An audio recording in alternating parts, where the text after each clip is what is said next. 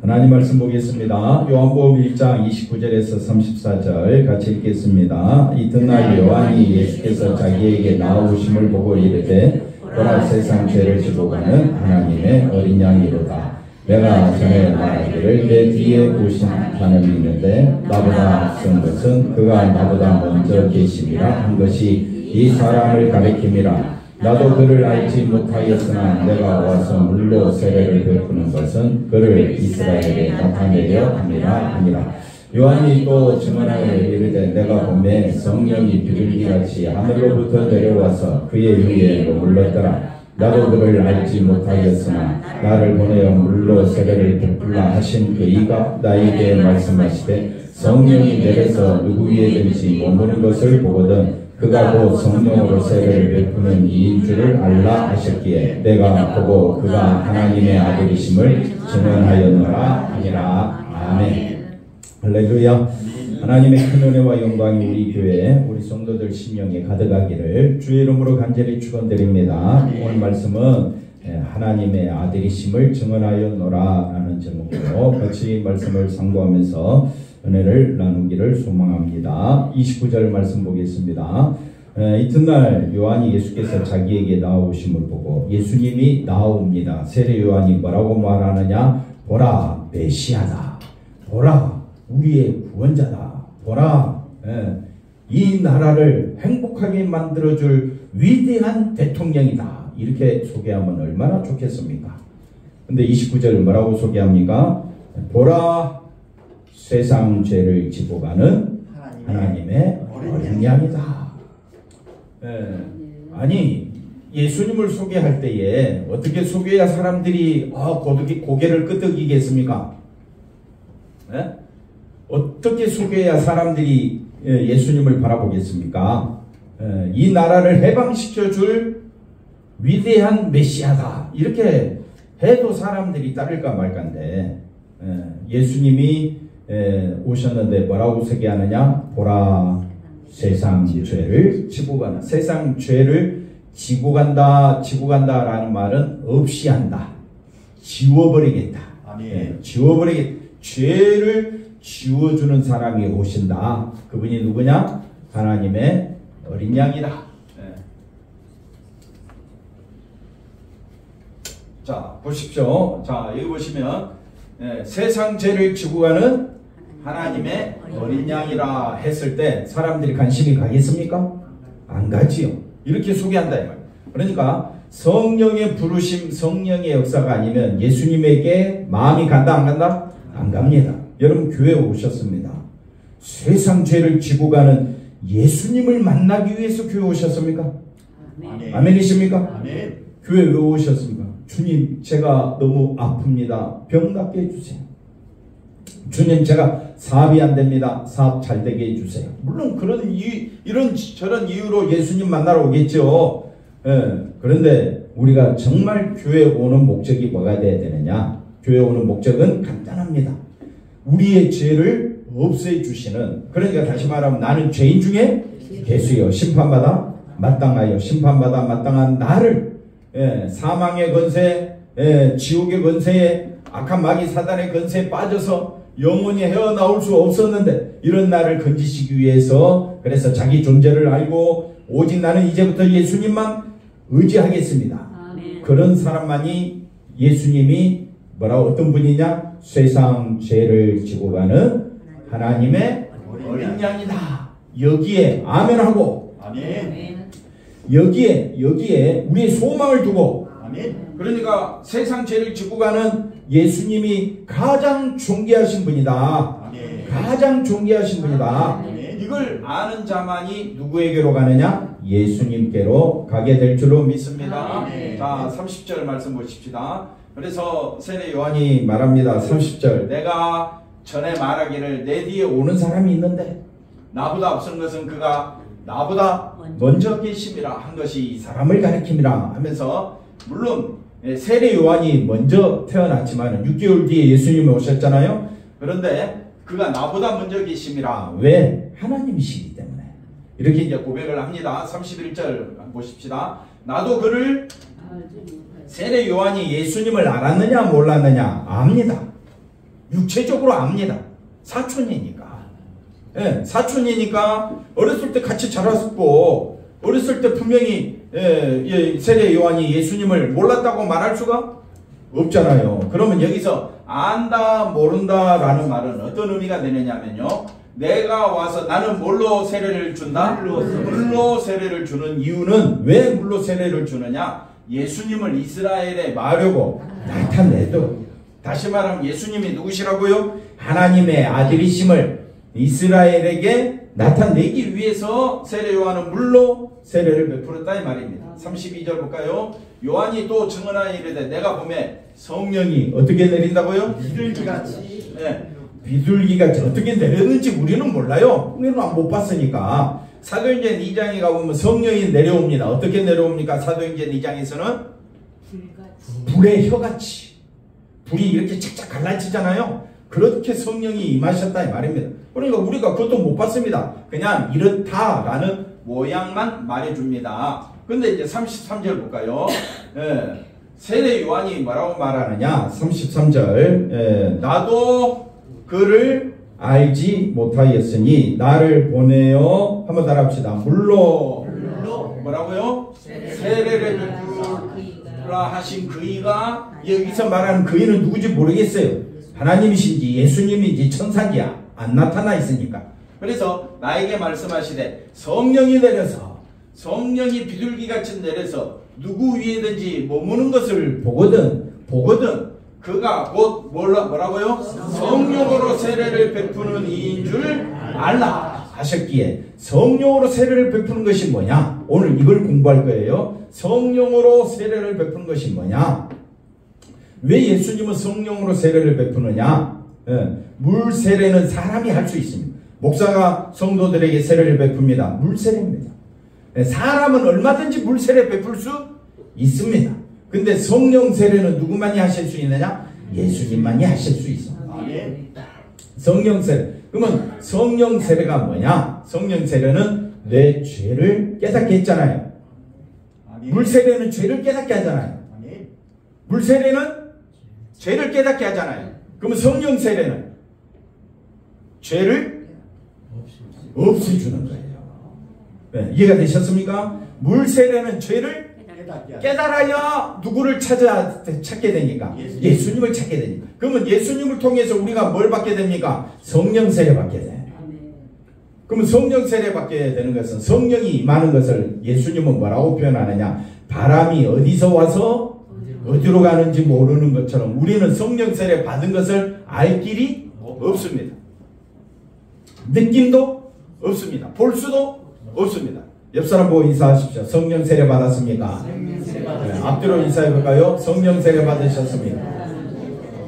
그러면 우리는 뭐라고 대답해? 아멘 해야지. 그러면 아멘 하면 어떻게 받았습니까? 온몸이 부들부들 떨렸습니다. 아닙니다. 예, 방언을 받았습니다. 아닙니다. 성령 세례 받은 것은 알 길이 없습니다. 볼 수도 없습니다. 느낌도 없습니다. 그러면 송 집사님 성령 세례 받으셨습니까? 아멘 하라 했잖아요. 성령 세례 어떻게 확인할 수 있습니까? 아까 제가 물 세례는 뭐라 그랬습니까? 죄를 깨닫는 거라면, 성령 세례는 죄를 없이 해준. 그럼 어디 안에서? 예수님의 십자가 보혈의 피로 내 죄를 사하여 주었습니다. 없애 주셨습니다. 그것을 믿습니다. 그게 뭐라고요? 성령 세례다. 그럼 옛사람 다시 한 번 더 물어봅시다. 성령 세례 받았습니까? 그러면 아멘. 왜? 물 세례는 죄를 깨닫게 하는데, 죄를 없이 해주시는 분은 누구니까? 보라, 세상 죄를 지고 가는 하나님의 어린 양을 보라. 죄를 지고 간다는 말은 죄를 없이 해준다, 사하여 주신다. 죄를 사해 주실 분은 제가 합니까?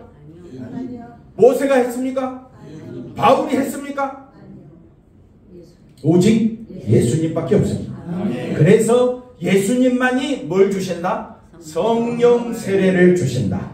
그러니까 성령 세례 주신다는 말은 죄를 없애 주신다. 그래야 뭘 얻으니까? 영생을 얻게 되니까. 옆사람 다시 인사합시다. 성령 세례 받으셨습니까? 크게 아멘. 아멘. 송집사님 아멘. 성령 세례 받았습니까? 아멘. 성령 세례 어떻게 받으셨습니까? 깨달았습니다. 뭘 깨달았습니까? 죄를 깨달았습니다. 죄를 깨닫고 죄를 깨닫고 내 죄를 없애 주실 분은 예수님입니다. 그게 뭐라고요? 성령 세례 받은 증거다. 사람들은 이렇게 막 부들부들 떨리고 위로부터 성령이 비둘기같이 불의해같이 봤습니까 여러분? 여러분 느낌이 있습니까? 신앙생활을 오래 하신 장로님들이요. 성령 세례 받은 증거가 어디 있습니까? 방언하십니까? 병 치유하십니까? 대답 좀 해보세요. 우리는 그런 거 아닙니다. 성령 세례는요, 내가 죄인됨을 고백하고 내 죄를 없애 주실 분은 누구밖에 없으니까?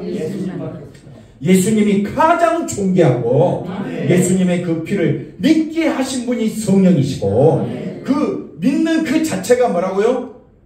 성령 세례. 성령을 내게 보내주셨잖아요. 받았으니까 성령 세례지. 내가 성령 받았잖아요. 그러니까 뭐라고요? 성령 세례다. 로마서 8장 한번 가볼까요? 로마서 8장. 그래서 로마서 8장. 자, 제가 말씀이 맞는지 확인해 보겠습니다. 너희 속에 뭐가 거하시면 하나님의 영이 거하시면 너희가 육신에 있지 않냐고 어디에 있다? 영에 있다. 그러면 10절 가봅시다. 그리스도께서 너희 안에 계시면 하나님의 영이 그리스도의 영 하나님의 영이 너희 안에 계시면 몸은 죄로 말미암아 죽은 것이라. 육체는 죄로 말미암아 나는 죽은 자구나. 그러면 죽은 자가 살 수 있는 유일한 길은 어디 있습니까?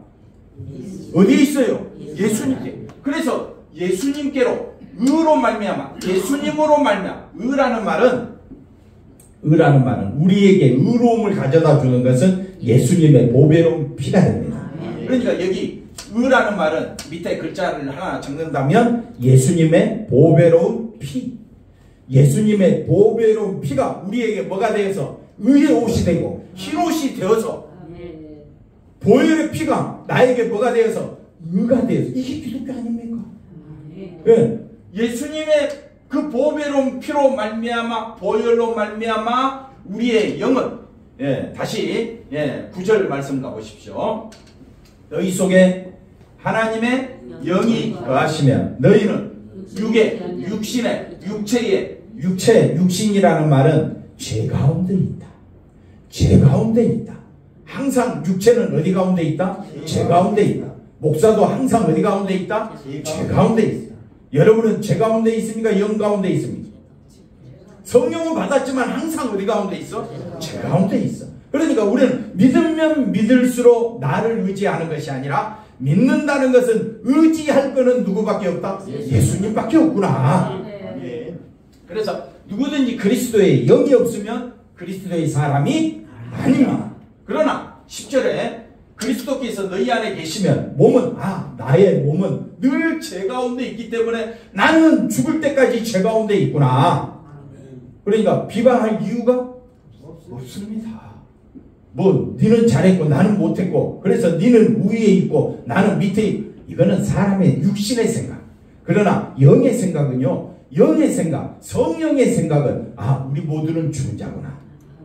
그러니까 우리 모두는 어디 가운데 있어야 되겠다? 예수 안에 있어야 돼. 이게 우리에게 생명과 평안을 가져다 주는 줄로 믿습니다. 그래서 우리는 예수님의 그 의로 말미암아 보배로운 피로 말미암아 뭐라고요? 살아있다. 영생을 가졌다. 생명을 가졌다. 아멘. 뭐로 말미암아? 예수님의 피로 말미암아. 한번 옆 사람 인사합시다. 예수님의 피로 생명을 가진 자입니다. 축하합니다. 축복합니다. 그게 진짜 복이에요. 13, 11절. 그러니까 예수를 죽은 자 가운데 살리신 이의 영이 너희 안에 거하시며 그리스도 예수를 죽은 자 가운데서 살리신 하나님께서 너희 안에 거하시는 그의 영 성령으로 말미암아 너희 죽을 몸도 우리에게 뭘 주시겠다? 생명, 영생을 주시겠다는 말씀. 12절. 그러므로 형제들아 우리가 빚진 자다. 하나님으로부터 빚진 자니까 육신에게 져서 육신대로 살 것이 아니라 육신대로 내 욕심대로 살 것이 아니라 성령 충만하여 살자. 13절 뭐라고 말합니까? 13절에 너희가 육신대로 살면 반드시 죽을 것이로되 성령으로서 몸의 행실을 죽인다는 말은 뭐냐면 나는 예수님만 높여야지. 그게 뭡니까? 영으로서 몸의 행실을 죽이는 거예요. 나는 뭘로 살아야지? 성령으로 살아야지. 나는 누구만 높이며 살아야지? 예수님만 높이며 살아야지. 옆 사람 봅시다. 당신을 보니 누구를 보는 것 같다? 예수님을 보는 것 같다. 영으로서 몸의 행실을 그게 죽이는 거예요. 그러면 우리는 항상 영생을 가진 자로 살게 될 줄로 믿습니다. 재밌죠? 은혜가 넘치지요?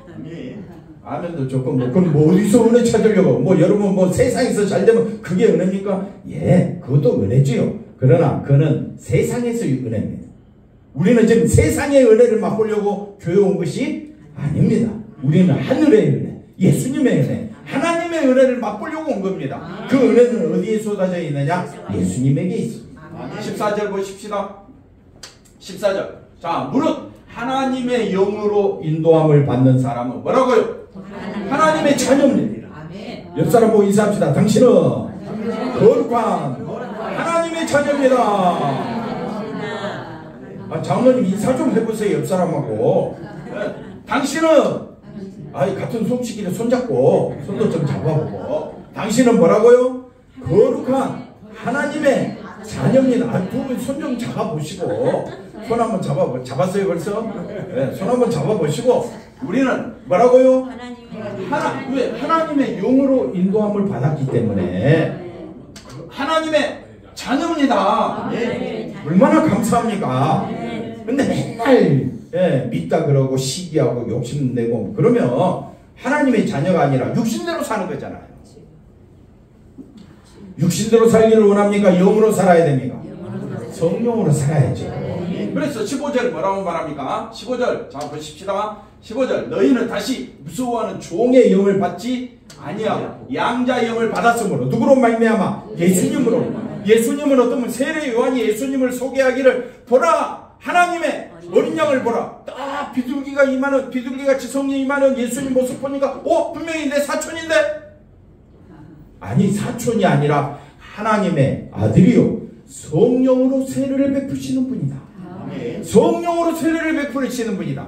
그 예수님으로 말미암아 우리가 뭘 받았다고요? 양자의 영을 받았으므로 우리가 하나님을 뭐라고 부릅니까? 나의 아버지요. 16절 그래서 뭐라고 말합니까? 16절에 오늘 컴퓨터가 은혜를 좀 받아야 돼. 성령이 친히 우리의 영과 더불어 성령이 우리의 영과 더불어 우리가 뭐라고요? 하나님의 자녀인 것을 증언. 그러니까 내가 증언하는 것이 아니라 내 영에 내 속에 거하시는 성령이 나로 하여금 너는 하나님의 백성이야. 그래서 나는 예수님 믿어. 나는 예수님 믿어. 내게 뭐가 임했기 때문에? 성령이 임하였다. 이걸 다른 말로 성령 세례라고 해요. 성령 세례. 그래서 예수님을 나의 주로 고백하는 사람은 다 뭘 받았다? 성령 세례 받았다. 여러분 세례 받을 때 다 물세례 받았잖아요. 물세례 안 받았어요? 받았어요. 주집사도 한 살인가 니네 미리 받았어. 그래갖고 입교한 거야. 우리는 다 커서 받았지만 입교하신 분이 있습니까? 우리 송장 야유 대단하시. 입교는 어렸을 때 받아. 그러나 그 어렸을 때 받은 것을 인정하는 것을 입교라고 해요. 세례와 동일시합니다. 그래서 우리가 하나님의 자녀인 것을 증언하는 것은 내가 하는 것이 아니라 내 속에 거하는 성령이 하시는 거예요. 그래서 우리가 17절에 뭐라고 말합니까? 우리가 하나님의 자녀이면 뭐라고요? 하나님의 상속자요. 그리스도와 함께한 상속자니 우리가 그와 함께 뭘 받기 위하여? 영광을 받기 위하여. 이제는 고난이 뭐냐? 나는 죽은 자요. 나는 예수님의 십자가만 바라보겠습니다. 그게 고난입니다. 나는 뭐만 바라보겠다고요? 십자가만 바라보겠습니다. 왜? 그것이 나에게 뭘 가져다 주니까? 생명을 가져다 주니까. 자, 고린도전서 12장 말씀 한번 볼까요? 고린도전서 12장 1절에 이런 말씀이 있습니다. 자, 고린도전서 11장 형제들아 신령한 것에 대하여 나는 너희가 알지 못하기를 아니하노니. 이 말이 뭡니까? 신령한 것을 한번 따라합시다. 학수고대한다. 뭐를? 알기를. 나는 너희가 신령한 것이 뭡니까? 영적인 것. 조금 더 깊이 이야기하면 성령이 충만한다. 영적인 것이 뭐냐? 영적인 것이 뭐냐? 성령 충만한 것이 뭐라고요? 이게 신령한 것이 뭐라고요? 맨날 반복할래요? 아니 또 반복할래요 장로님? 영적인 것, 신령한 것, 성령 충만한 게 뭐냐? 제가 이야기했죠. 성령 충만이 뭐라 그랬습니까? 성령 충만한 것이 뭐라고요? 성령 세례가 뭐라고요? 내가 죄인이고 내 죄를 없이 해주실 분은 예수님밖에 없습니다. 그러니까 예수님의 십자가만 소망하는 것을 신령한 것이라고 해요. 한번 따라합시다. 나는 예수님의 십자가만 소망합니다. 그 사람은 뭐라고요? 신령한 사람, 성령의 사람이라고 해요. 한번 옆 사람 손잡고 인사합시다. 당신은 예수님만 소망하시기 바랍니다. 그 사람이 뭐라고요? 신령한 사람. 자, 나는 형제들아, 바울이 말합니다. 나는 너희가 신령한 것에, 영적인 것에 너희가 오직 예수님의 십자가만 알기를 간절히 소망하노라. 만약에 2절 가볼까요? 2절. 그러니까 너희가 성령으로 충만하지 아니하면 이방인이죠. 예수를 알지 못하면 뭐라고요? 이방인이죠. 그래서 말 못하는 우상에게로 끄는 그대로 끌려갔느니라.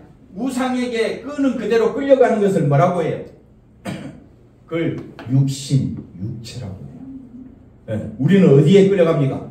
육체에 끌려가요. 육체는 뭡니까? 자기 행복, 자기밖에 몰라요. 육체. 말 못하는 우상에게 왜 끌려갑니까? 말 못하는 우상에게 끌려가는 거 한번 보여드릴게요. 비나이다.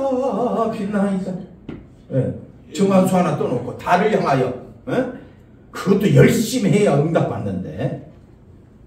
그게 뭐예요? 다 누구 중심? 자기 중심. 자기 중심으로 살아가는 세상에서. 자, 3절 뭐라고 말합니까? 3절. 자, 그러므로 내가 너희에게 알게 하노니 좀 들으라 이 말이에요. 들으라. 뭐라고요? 하나님의 영으로 말하는 자, 하나님의 영으로 성령 충만하여 말하는 자, 성령 세례 받은 자는 말하기를 누구든지 예수를 저주할 자라 하지 않고 또 성령으로 아니하고서는 누구든지 예수를 주시라 할 수 없느니라. 아멘. 그럼 여러분 성령 충만하지요? 성령 세례 받았지요? 그래서 여기에 대해서 성령 세례에 대해서 성령 충만에 대해서 성령이 어떻게 임하는가 여기에 대해서 여러 가지 많은 학자들이 나름대로 연구하고 또 공부하고 그래서 뭐 학교에서도 배우고 그러지만은 저는 간단하게만 이야기합니다. 간단하게 성령 세례는 뭐냐? 신령한 것이다. 내가 예수님에게만 모든 소망을 두는 것, 예수님의 십자가에만 나의 소망을 두는 것, 이것이 뭐라고요? 성령 세례다. 그래서 하나님의 영으로 말하는 성령 세례 받았기 때문에 나는 뭘로 말한다고요? 송 집사님 뭘로 말해요? 영으로 성령으로 말해야지. 아멘이십니까? 뭘로 말해야 된다고요? 성령으로 말하는 사람은 예수님을 높이는 거지. 성령으로 말한대. 그러면서 자기 이야기해. 그건 십자가의 도로 시작했다가 육체로 마치는 거예요. 성령 세례 받았습니까? 성령으로 충만하십니까? 하나님의 영으로 말하십니까? 그러면 누구만 높이라고요? 예수님을 뭐라고요? 주입니다. 그러면 주님 대신 예수님의 말씀을 들으려면 예수님이 나의 주면 나는 뭐가 됩니까? 예수님과 나와는 어떤 관계가 됩니까? 주의 말씀을 들어야 됩니까? 주님보다 내가 더 높아야 됩니까? 주종관계 너무 어려운 말을 쓰셨군요. 예수님의 종이십니까? 그럼 누구 말을 들어야 됩니까? 예수님이 이웃을 어떻게 하라 했습니까? 어떻게 사랑하라고 했습니까? 어떻게 살아가는 내 몸같이. 그럼 옆 사람 한번 보세요. 당신을 보니 주님을 뵙는 것 같습니다. 네. 아이고, 주님을 뵙는 것 같습니까? 아멘. 속에서 마음에 안 듭니까?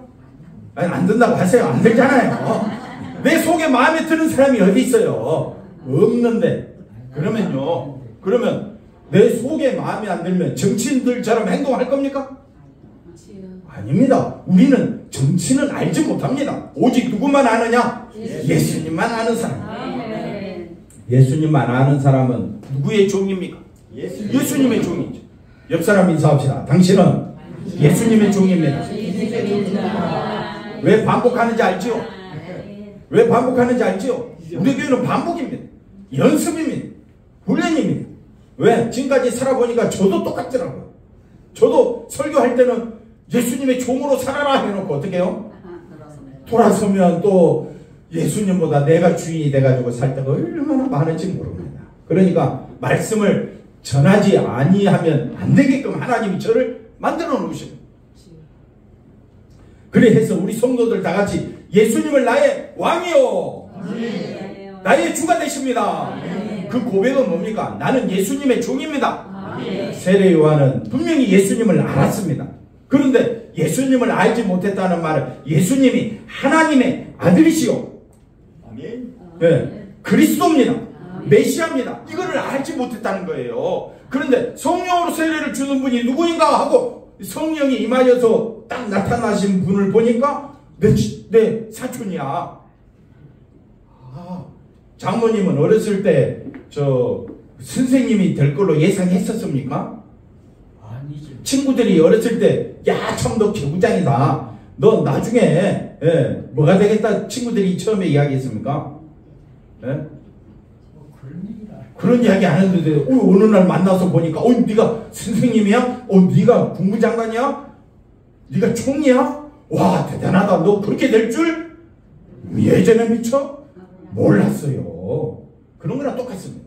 그래서 세례 요한이 딱 보니까 같이 놀던, 어렸을 때 같이 친구처럼 놀던 그 예수님이 어느 날 보니까 성령으로 임하신 분이야.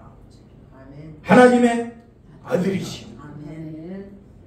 성령으로 세례를 베푸시는 거예요. 세례 요한은 그 예수님에게 뭐라고 말합니까? 나는 이제 당신의 종입니다. 신들매 풀기도 감당하지 못하겠습니다. 그렇게 고백하는 거예요. 우리가 예수님을 알지 못했을 때는 내가 주인이었으나 성령으로 세례를 받은 사람은, 성령이 충만한 사람은 이제 내가 예수님의 종이구나 알게 될 줄로 믿습니다. 그래서 우리 요한복음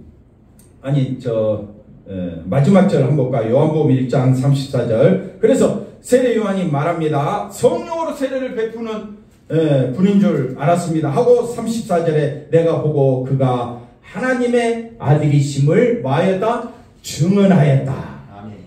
자, 내가 보고 사촌이 예수님이 하나님의 아들이시구나. 아멘이십니까? 그러니까 요한복음이 쓰여진 책은 그 다음에 1장 49절 가보겠습니다. 나다나엘이 대답하되 랍비요. 나다나엘 위대한 율법학자가 예수님을 향하여 뭐라고 말합니까?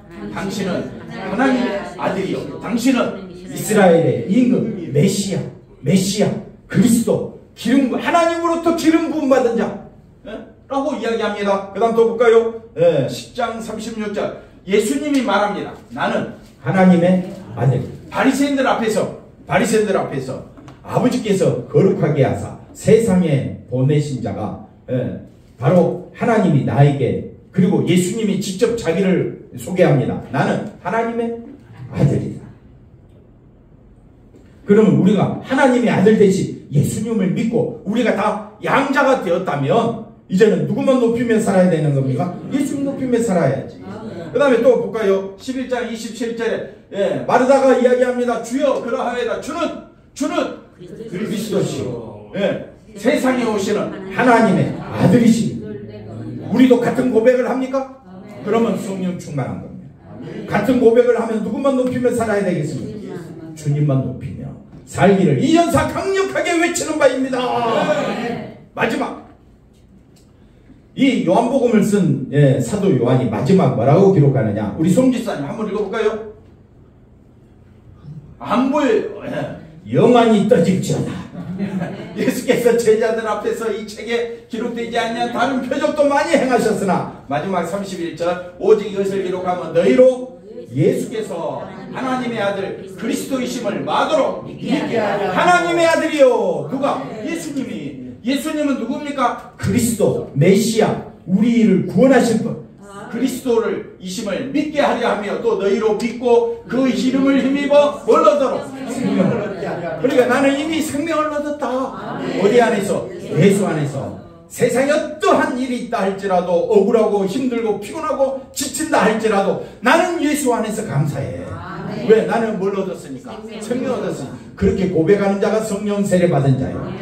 성령 충만한 자인 줄로 믿습니다. 오직 예수님으로 인해 승리하며 살아가기를 주의 이름으로 간절히 축원드립니다. 기도합니다. 하나님 감사합니다. 예수님으로 인하여 큰 기쁨 가운데 살아가는 저희들 되게 하여 주시옵소서. 예수님의 이름으로 기도하옵나이다. 아멘.